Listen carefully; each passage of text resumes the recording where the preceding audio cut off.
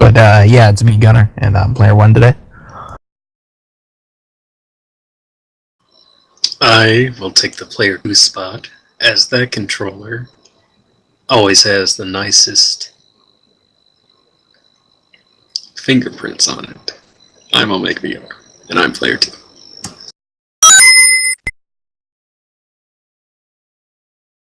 Yankum DDS, and I'm player 3. Let's get this thing started, bitches!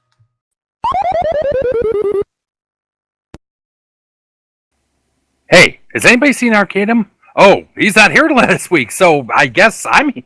Oh, God. Hi. Netchester reporting, player 4. Hadouken! Hey, everybody, and welcome to Split Screen Complex. This is episode number 3. Welcome to the podcast, and this week we'll be starting off with our normal first segment, which is the news and tidbits, and the interesting thing that was this week in video games. So, Omega, take it away. Well, certainly the most interesting thing that happened this week in the world of video games was that Nintendo... No, it was the PS4. The PS4 launched on Friday with Sony claiming 1 million units sold in the first 24 hours. At the launch event, several new things were teased, including a new Uncharted. The Destiny beta will first appear on the PlayStation. Infamous Second Son, the exclusive, will drop in March. And Metal Gear Solid 5's exclusive DLC, or Extra Mission, starring Classic Snake, will be on the PlayStation. Also a new Last of Us Story DLC, which will feature Ellie before the events of the game in a prequel.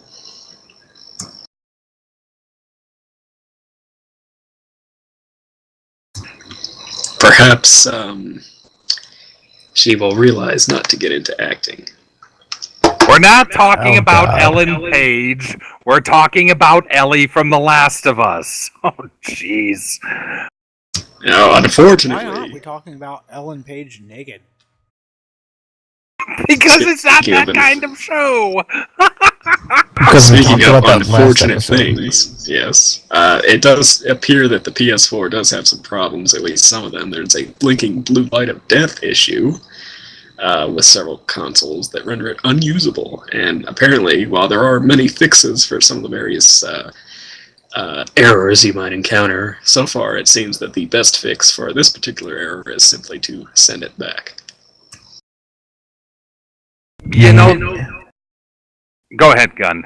I had heard that basically there was the normal amount of people having issues. The issue was that the PlayStation would not show video on the screen, and that it would blink a blue or white light at you if connected. If you found a quote dead system. So, are we going to get into the internet rumors about this real quick? What rumors is that?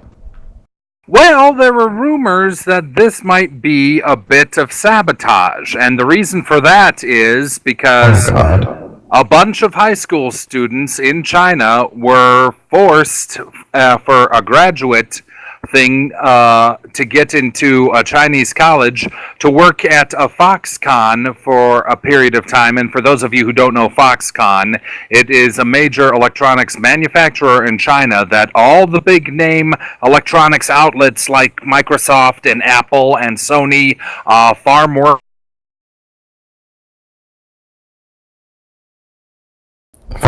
Yeah, well, I recall the other week, as you remember, we talked about that, the so-called graduation program. I don't know, the sabotage thing, it sounds more like a, kind of like a tabloidy rumor at this point. Yeah.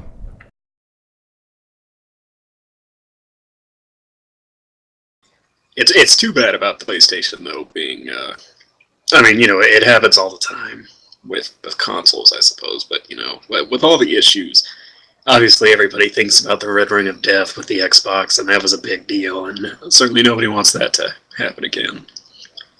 It just sounds to me like normal pains in games. You know, just that it doesn't sound terribly or awful to me, at least. But getting back to the point of 1 million units sold, I mean that's impressive for anything these days to sell 1 million things in one particular time in a very small time period. I mean, you had 1 million people playing on the PS4 on day one, but it still begs the question. I mean, obviously we have the Xbox One or the Xbone release coming in the next couple days. Probably by the time you listen to this podcast, you may be standing in line for one. But the point of the matter is the real test will come when the actual Xbox gets into swings during the holiday season. Yeah, you know, that's when we'll really see the competition and really start to see some of these sales figures, you know. Speaking of the Xbox, of course, that system launches this week. Target actually admitted a systems error caused them to ship about 150 consoles 2 weeks early, including the one man who tweeted quite a lot about the system, including certain game sizes. I think it was actually NBA 2K14, which was the biggest. It was like, I don't know, it's a double-digit, very big gigabyte. I'll have to look that up real quick. But he actually had his console banned, though not permanently, according to Xbox Live spokesman Larry Herb. Simply just that these early consoles would be banned until the proper sell date, of course. And you know, if you want to make a comparison we'll have more on the Xbox later out once it launches, of course. But if you want to make a comparison now, I believe it's actually the Xbox has the potential through Microsoft systems to post recordings and games, shots, and all this pretty much everywhere on the internet, pretty conveniently, including YouTube. While it's actually PlayStation that hopes to have that capability sooner, in Q1 of 2014.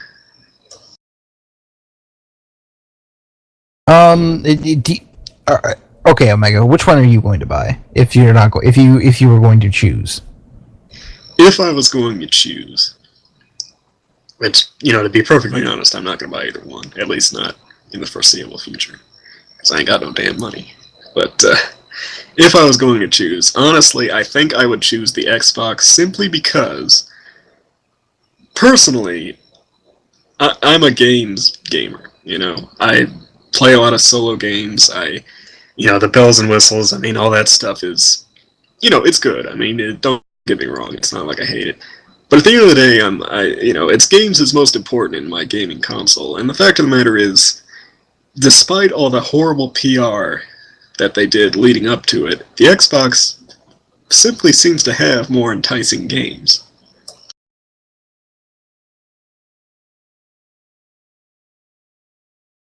You know, you had Dead Rising, of course, Rise, even Forza. I mean, you know, obviously there aren't that many games that are exclusive to either system, but I don't know, you know, just in general, it seems like the Xbox. Plus the fact that I was a 360 guy rather than PS4, and it's got the Kinect, and I will say this though, even though Xbox can do more sharing right now, PS4 users can actually share to Twitch right now, and Xbox users will have to wait, hopefully, until Q1 for that. So basically, the Xbox focused on the YouTube, and the PlayStation focused on the Twitch. And what it's sounding like to me is neither system is a day one must-have. If you're the kind of guy or girl who, you know, you just have to have it day one, and you have the money and everything, and, you know, otherwise, you know, I think it's pretty common knowledge that most systems and most technology aren't necessarily day one, except for, you know, kind of the hardcore fanatics, and of course, you know, if you have to have that day one achievement on the Xbox, then, you know, certainly.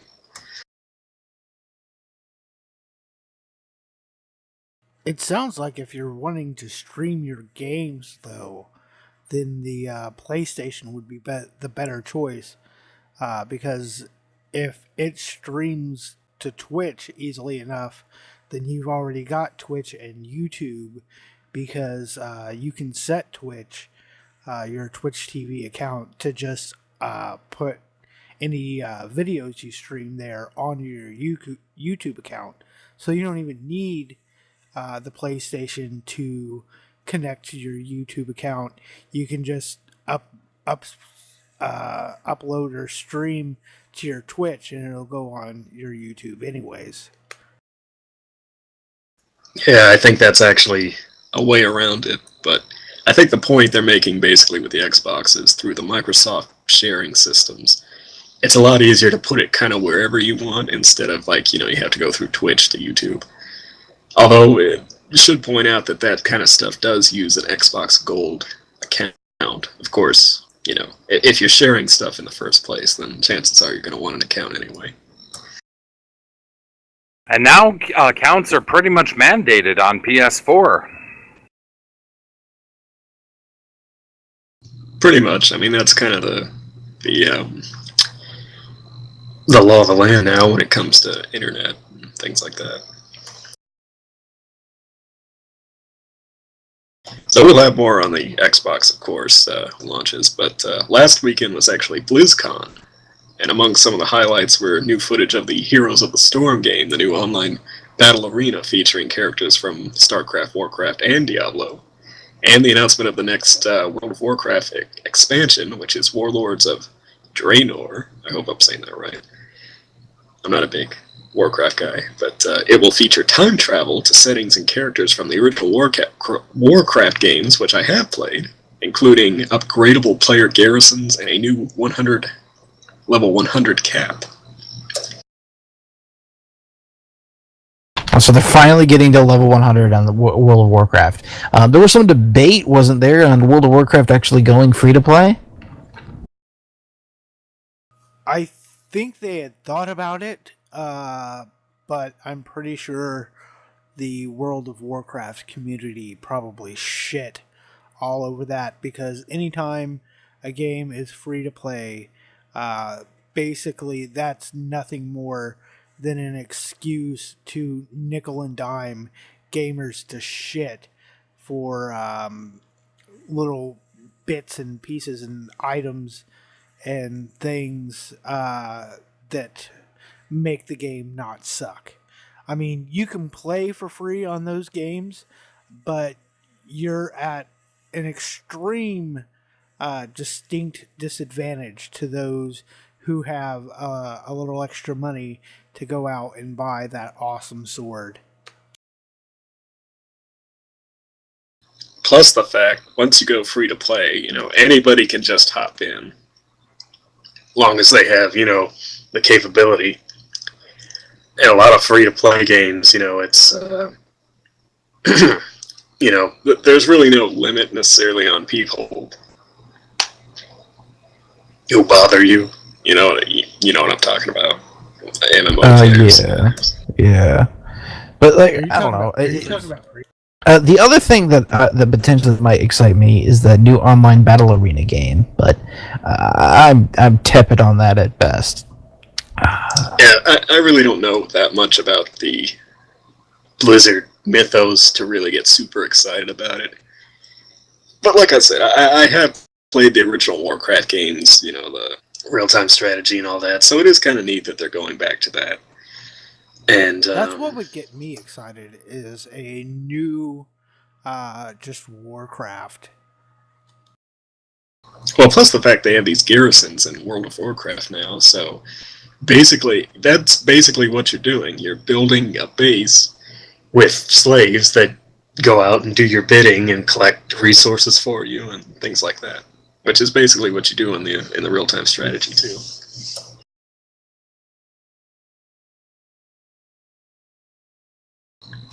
Alright, well, Nintendo Direct had a big 3DS update announced for next month, allowing for Wii U's Miiverse, features such as YouTube, and a balance combining service to join your Wii U and 3DS funds. I think they would have done that already, but 18 indie games are coming to the eShop, as well as the new Professor Layton game on February 28th, and also confirmed as Rosalina from Super Mario Galaxy as the unlockable 5th character for Super Mario 3D World. Also, Nintendo recently disabled their Swap Note app on the 3DS worldwide, citing it had been actively misused for transmitting offensive material. It turns out at least one 44-year-old man in Japan allegedly sent nude photos to 2 girls aged 11 and 12 using the app, and 2 other men have been arrested for acts with girls that they may have met through the 3DS and the service. Surprise! Ew. Sad but true. I mean, they really should have saw something like this coming. It does seem to be kind of a, not necessarily an overreaction, but, I mean, it's sort of the equivalent of disabling, an app on Apple because something like this happened. I mean, it's a risk with any communication internet thing. Yes, anything used to communicate on the internet will be used for sex in some way, shape, or form. More than likely. So let's see. What else we got, Omega?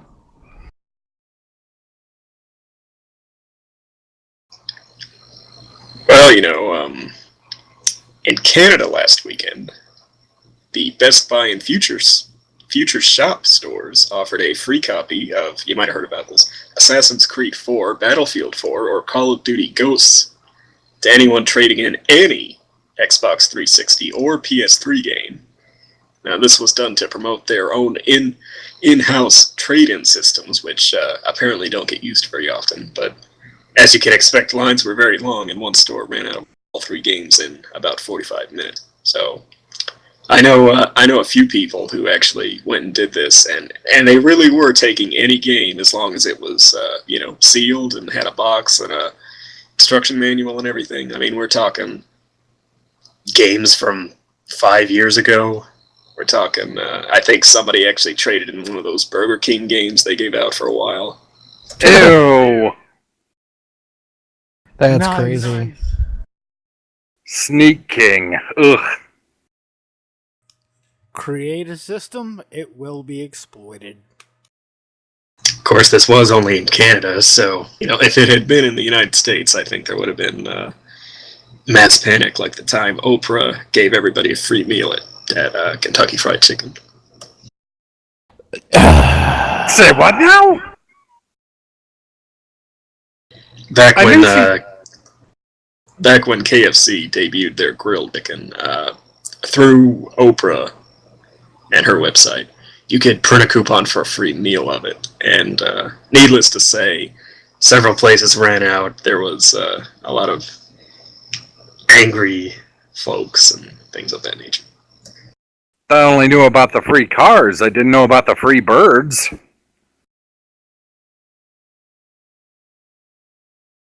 Well, I want to read this next news bit because this is pretty funny.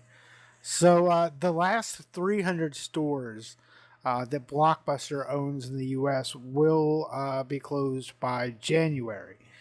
And this guy in the U.K. had pre-ordered a PS4 from his local Blockbuster and then decided to cancel it, but was told that because the chain was going into administration, they couldn't handle cash refunds, and they offered him store credit.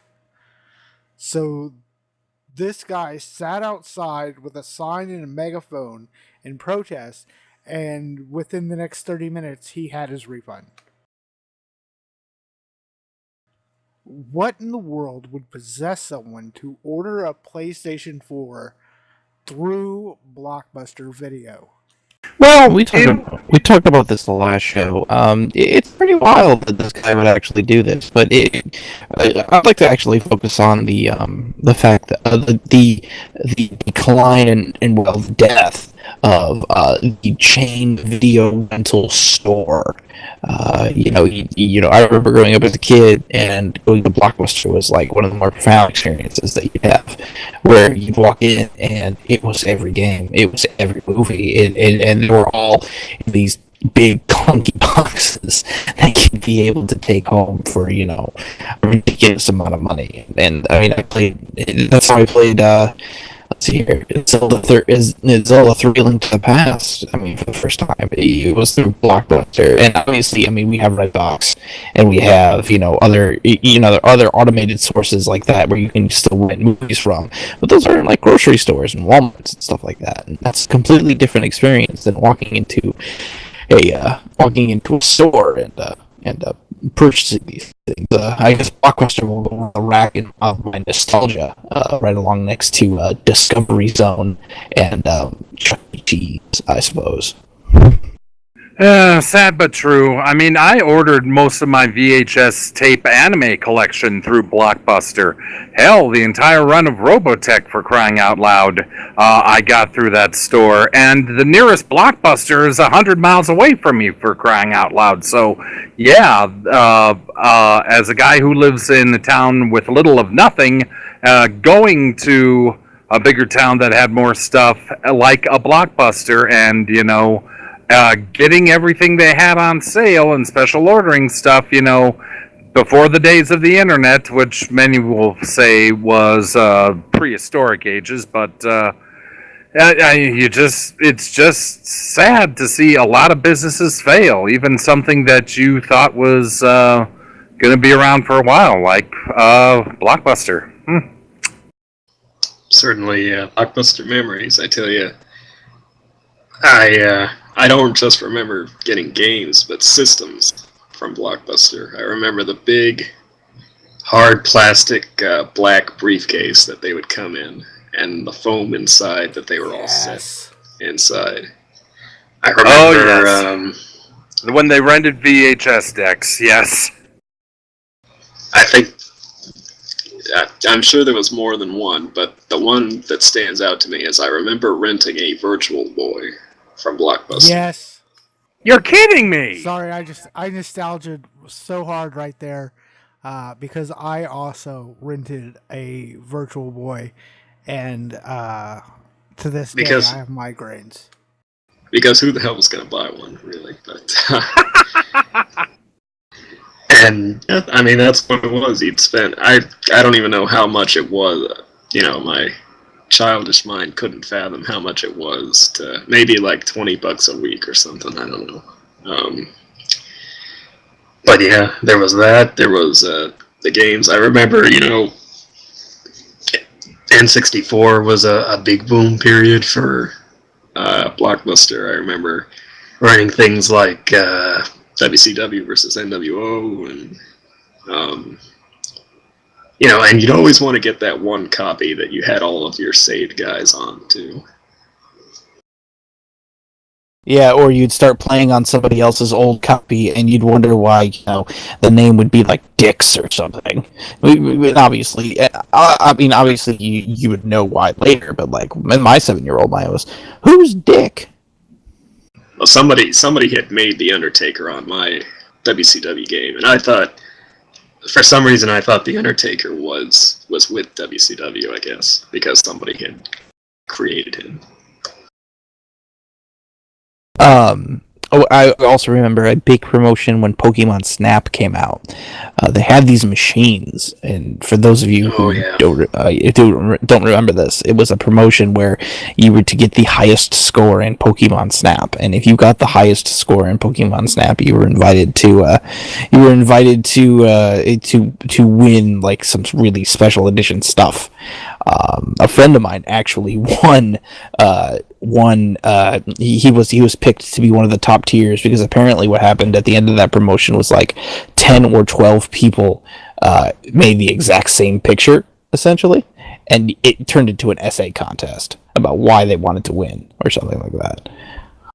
which was crazy. And you had to take your big clunky memory card to the thing, and this was like way ahead of its time. And I would look at that now, and I would be like, oh god, that must be like cell phones from the 80s, because it's the same kind of big clunky technology that goes really slow. But now, there's more technology in my phone right now than there is in that N64.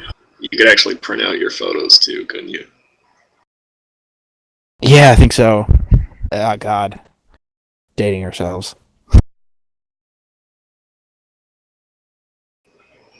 I remember the gumball machine as you left, the one with the the gumball would travel down that little spiral going down the shaft. Of course, they have those everywhere, but still, that signature blue and gold and yellow. And one quick note about those vending machines. I think it's incumbent upon me to point out that if you go on Craigslist, and almost any Craigslist across the United States that has a shutting down Blockbuster, you will find those exact same gumball machines all pretty much up on Craigslist waiting for you to buy them. They're everywhere. If you don't believe me, just check on Kotaku and see the amazing stuff being sold by Blockbuster on Craigslist. We'll have to check that out. Maybe get one of those yellow pens with the coil to keep it there. Kind of makes me wish they hadn't torn mine down like 10 years ago. Maybe I could go over there and get some really cool VHS tapes or something. Actually, when mine was shutting down, I got a bunch of those little sleeves, or not sleeves, but those little placards that they would put in front of the DVD would go in front of, so you knew what it was, or where it would go, and it's just a placard of the cover of the DVD. They were selling them for like $10 or 10 for like $1 or something like that. Anyhow, I guess rest in peace, Blockbuster. You could have had Netflix. Alright, well, here's a kind of a weird one. Take-Two is trying to reclaim Valiant-ENT.TV, which is a bogus VHS snuff porn site that Rockstar actually established to promote Manhunt in 2003. They were hoping to get it for the game's 10th anniversary release, but failed against the current owner, who actually runs it as a fan site for the game.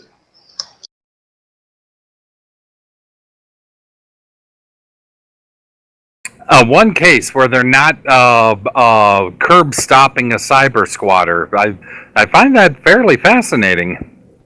Well, he's not a cyber squatter. He's running a fan site of it. It's there's not a whole lot on it, but yeah, I think they let it lapse in like 2008, and he picked it up, something like that. Yeah, and I thought most courts are more sympathetic to corporations when stuff like this happens. I don't know. I guess a fan site that's a URL that's like a viral marketing URL, and it's for a game that they let lapse years ago, and I don't know.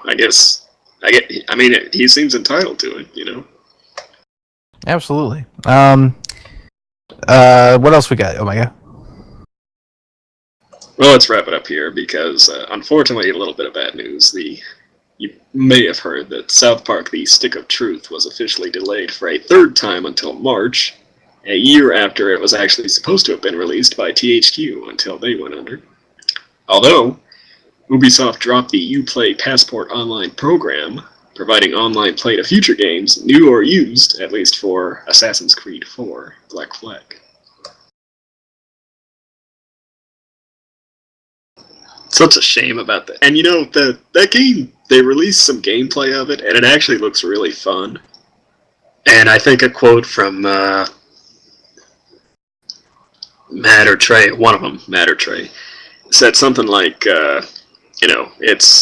we're excited to announce that our crappy art style has been really difficult to translate into a video game. It also should be noted that I believe it was the last episode of South Park where the gentleman, and by that I mean the four lead characters, assembled all their friends and basically started a war to see which was better, PS4 or Xbox One. Also giving in a little shove to some fans who might be a wee bit perturbed over the delays for Stick of Truth. That's actually at least a two-parter, and the second part will come out this week. But yeah, they did take a little jab at pre-ordering. Where basically, pre-ordering is giving your money to a bunch of guys in California who haven't finished it yet.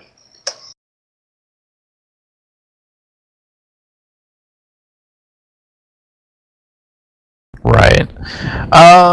So is that it for the news? I do believe it is. Alright, so we're going to jump into segment number 2 here, and we're going to get a review this week by Omega and NetJester, and they're going to review Batman Arkham Origins. So take it away, guys.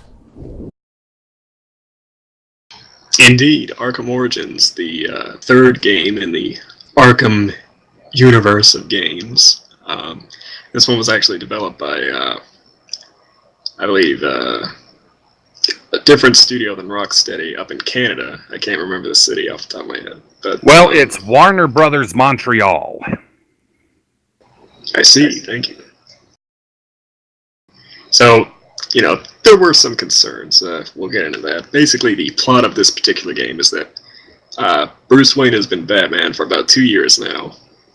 He is just really starting to get into his mythos as Batman, as he is tasked on Christmas night, or Christmas Eve night, I should say, to protect Gotham against 8 assassins that the gangster Black Mask has brought to the city in order to collect a bounty on Batman's head. Many of the assassins include, mainstays like Killer Croc, Bane, of course, and some new characters like Firefly and the new female Copperhead. Yep, and basically we have a bunch of different well-known comic books that were semi-squashed together. This video game has, to be perfectly blunt, storylines taken from popular series like The Long Halloween, and it also gives sort of a, being this is a different universe in the video games, gives different origins to how Batman met Bane, which he already met before this video game. And yes, everybody knows that the Joker's in this game, and they pretty much meet for the first time.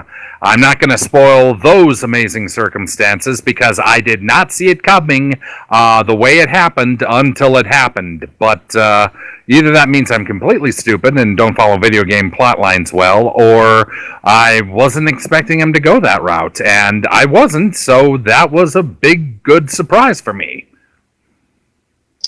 Yeah, getting in more into the plot beyond the basic synopsis.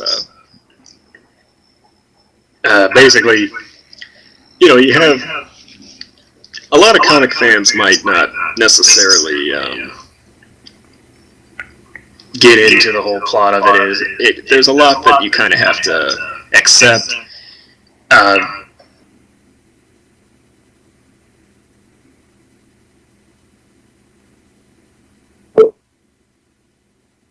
Basically, you've got the premise that Batman is more or less meeting all of these people on the same night. The idea that some of the people like the Penguin, for example. Penguin's in the game. He's sort of a player in the whole Arkham crime syndicate and everything. A lot of people who, again, Batman's young and such. He's his legend is growing. People who don't necessarily believe he even exists, yet seem to sort of already have their reason to hate him beyond the fact that he's the Batman. Things like that. There's some things you kind of just have to accept. being that this is an Arkham game, you get all the usual kind of jabs into Batman's mental state. The psychedelic environments induced by characters like the Mad Hatter in a side quest.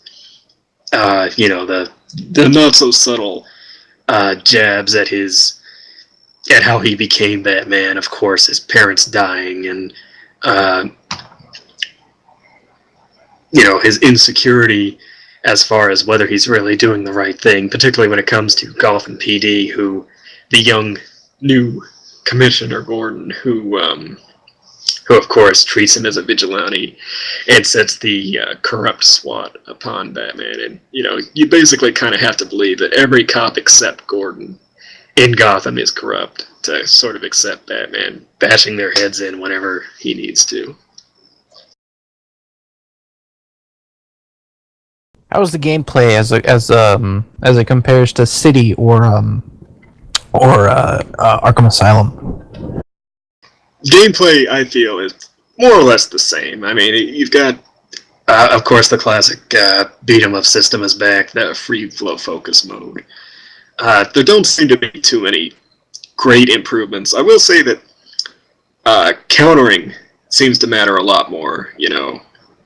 There is an enemy called the Martial Artist who, it's at least an attempt to try and make a better enemy that you actually have to counter a few times. But at the end of the day, you're basically just hitting counter until you get to punch him. It's not like a super involved enemy.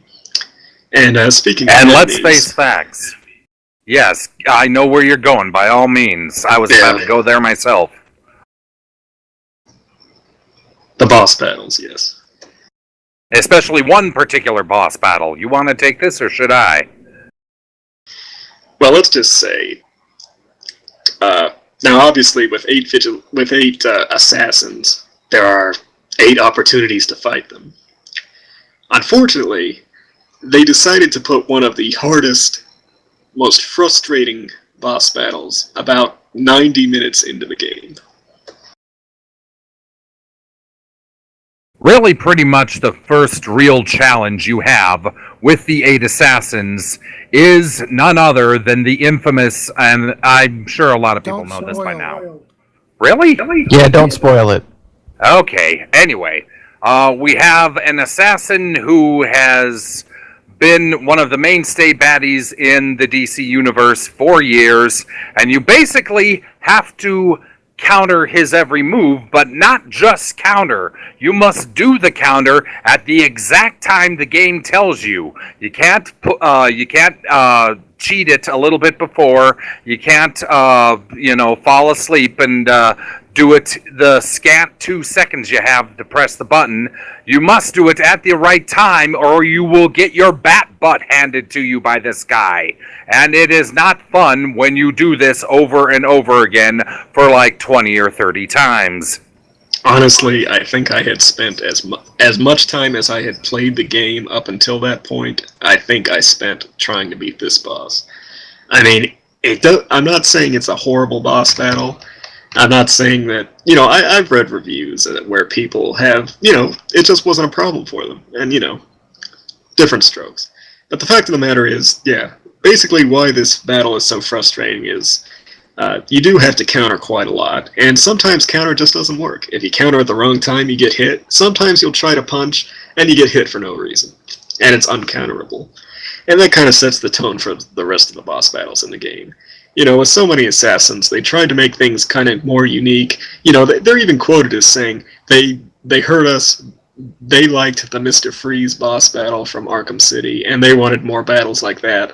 Well, let me tell you, that's not really the case. I mean, they try a little bit to make the battles kind of unique between the different assassins. For example, you've got like Copperhead, who the circumstances where you fight her, you kind of have to deal with not just her. In fact, that's kind of a common theme of a lot of the boss battles. It's not really about the boss, it's about the thugs. Dealing with the thugs so that you can actually hit the boss. Basically just waiting till the right time where you can actually just beat down the boss. That's what about, 6 of the 8 boss battles boil down to, more or less. And it's a little disappointing. Yeah, it's not only disappointing. A major thing with Thugs and Boss, and I will say this because a lot of people know he's in the game, is Bane. They use the archetype in this game of Bane being pretty much from the last Batman movie where Bane has his own gang. I mean, in the comics, Bane had his own gang. You were just 2 or 3 people.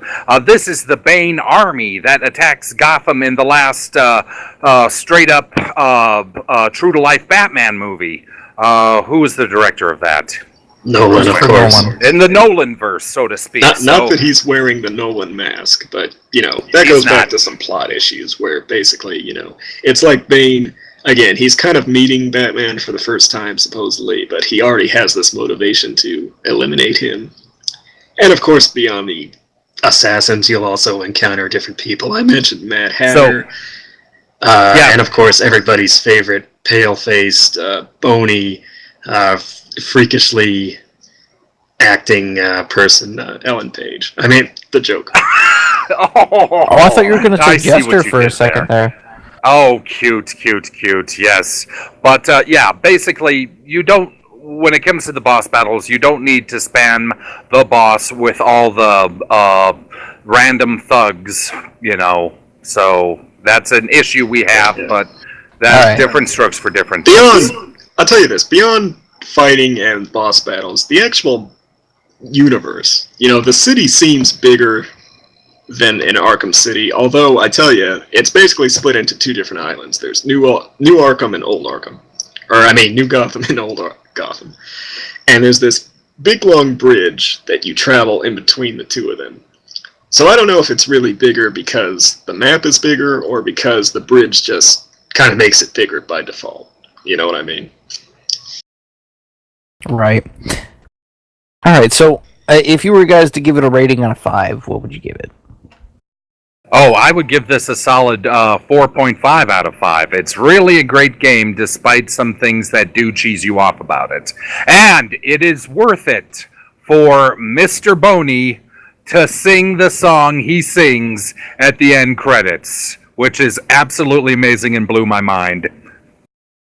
Yeah, to that point, the acting is actually very well done. People have been saying, Mark Hamill's not the Joker. Well, his replacement, whose name escapes me, he does the role justice. Yes, so does the young Batman, the voice of young Batman. Yes, we will miss both Mark Hamill and the former voice of Batman in this game, but their replacements do an admirable job, and by halfway through the game, I was just thinking about the story and the gameplay. I wasn't even thinking about the issue of the voice actors anymore. And I must say, on a personal note, I hope I'm thinking the exact same thing when Metal Gear Solid 5 rolls around.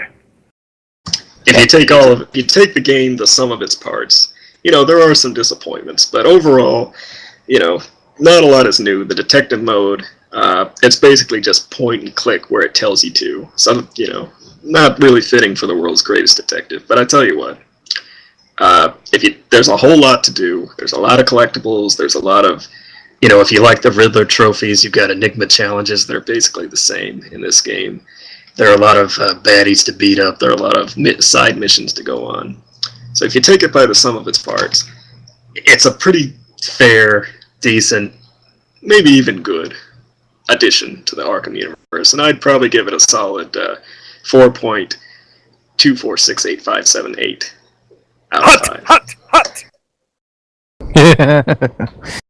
Alright, so that's it for the review segment this week. We're going to wrap it up here with our wheelin' and dealin'. We're going to wrap it up with some deals and some bundle news. And I'm going to handle this. You guys chime in if you hear something that you like and you want to add an additional comment. So this week we'll start with the Steam weekly deals. This week on the weekly deals we have Aura, The Fate of Ages, Day 1, Gary's Incident, highly not recommended by the way. Deep Black Reloaded, Full Spectrum Warrior Complete Pack, which has Full Spectrum Warrior and Full Spectrum Warrior 10 Hammers. Hexadus, My suggestion this week, Jade Empire Special Edition. It's a BioWare game. It came out for the original Xbox. It's currently on sale for $375 USD. I would highly recommend it, as it is a fun little transition between the KOTOR universe and the Mass Effect universe. We also have Post-Apocalyptic Mayhem, Prime World Defenders, the Star Wolves series, Razor 2 Hidden Skies, which was in a couple indie bundles, Storm Frontline Nation, if you like an RTS and you're looking for something at $1.99, this is not bad. Super Splatters, World of Zoo, and the awesome board game You Don't Know Jack is also on sale. Weekly, let's see here, midweek deals. We have the Worms collection. We have Worm Clan Wars off for 50% off, and then we have the Worm collection, which has every single Worms game ever released plus the DLC. That's currently going for $22.49 USD.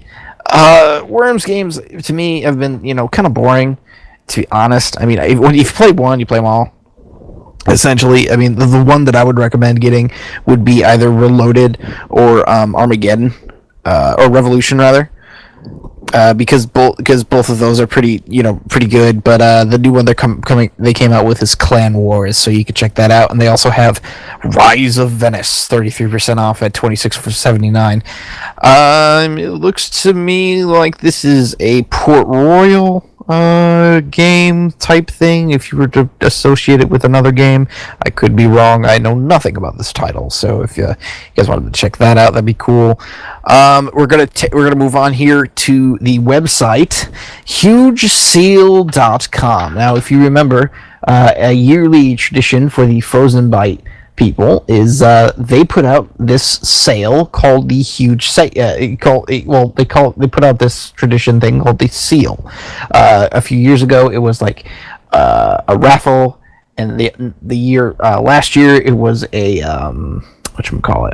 a slot machine. But what it does is it gives you coupons to a bunch of indie games. For example, Rochard, Terraria, Rush, Stealth Bastard Deluxe, Edge, FTL, Tokitori, the Gianna Sisters, Twisted Dreams, Legend of Grimrock, stuff like that, basically, and all the other stuff that Frozen Byte put out. What you do is you go to hugeseal.com, you click on sign in through Steam. What they do is they give you coupons. They can give you up to 5 coupons.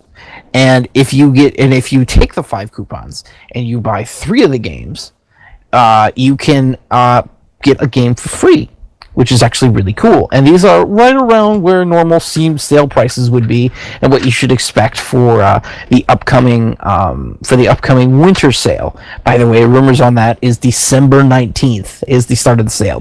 Thursday, December 19th is the rumored start date. Don't take me up on that though. Indie Gala, moving on here, has a bunch of games that I would highly recommend. I mean, come on, Terraria on sale for 50% off. Skulls of the Shogun, FTL, which is amazing. Legend of Grimrock, which is fun if you like dungeon crawlers. Gianna Sisters is a sweet platformer. I want to try Roos, and I want to try Llama and Elemental off of this deal. But you guys should definitely find something that you're interested in. And don't forget, you buy 3, you get 1 free. Moving on here, we're going to move into Indie Gala. Indie Gala has their Dirt bundle, which has the main focus of it is Dirt 2. Which is a great racing game if you're interested. They also have for the Beat the Average. The games Bang Bang Racing, Alien Spidey, Dollar Dash, Hard Reset, which I highly recommend, and Huntsman the Orphanage, the Halloween edition, which is really cool. And there will be one more game released at some point between now and the time you listen to this, probably. Let's see here. We also have Humble Bundle. Humble Bundle this week just launched Humble Mobile Bundle 3. Has the games Epoch, RYMD Capsule, Spell Tower, Swordigo, which is a debut, and then you Beat the Average for Ridiculous Fishing and Kingdom Rush. This supports the Child Play Charity and the Electronic Frontiers Foundation, and the current BTA is right around $5, so you can check that out. The weekly sale, which will end in a day or a day and a half, is for Bit Composer games, Air Conflicts, Pacific Carriers, Galaxy on Fire 2 Full HD, Thunderwolves, and Jagged Alliance Classics, which includes all the old Jagged Alliance games. If you like RTS, you should pick up on that. Pay $6 or more, and you get Jagged Alliance Crossfire and Expeditions Conquistador. And there's also the Humble Store, which has had crazy cool deals. Right now, as we record this, it has Super Meat Boy on sale for $2.49. That is the lowest price I've ever seen Super Meat Boy for. And finally, I'm going to get into the BundleStars.com site, which is great. Their newest bundle is the Limits bundle, which has 10 Steam games for $4, including Hydrophobia, Puzzle Kingdoms, which is a great match 3 game. It has Razor 2. It has Blaze of Time, UFO Extraterrestrials, a few other things that you might be interested in. They also have the FPS Warriors bundle, which I talked about last episode, Dino D-Day Legendary, Shattered Horizons Section 8, Sniper Ghost Warrior Gold, and The Ship. And then we have ending in the next 12 days after this podcast is recorded, is the Majestic Indie Bundle, which has Mountain Blade, Horde, for a bunch of really good stuff that I would highly recommend. So that's all I have for deals this week and other stuff like that. I think. Wait a minute. Is that the credits? Is that the credits rolling? Really? We I have thought it was credits. just gibberish. Oh, man. I didn't realize it was. Thank you, everyone, for listening. Please check us out on YouTube. We are the Split Screen Complex. We will also have a Twitch account coming up soon. And hopefully for our debut of the Twitch account, we will have some sort of live gaming going on. Thank you for listening. And game on.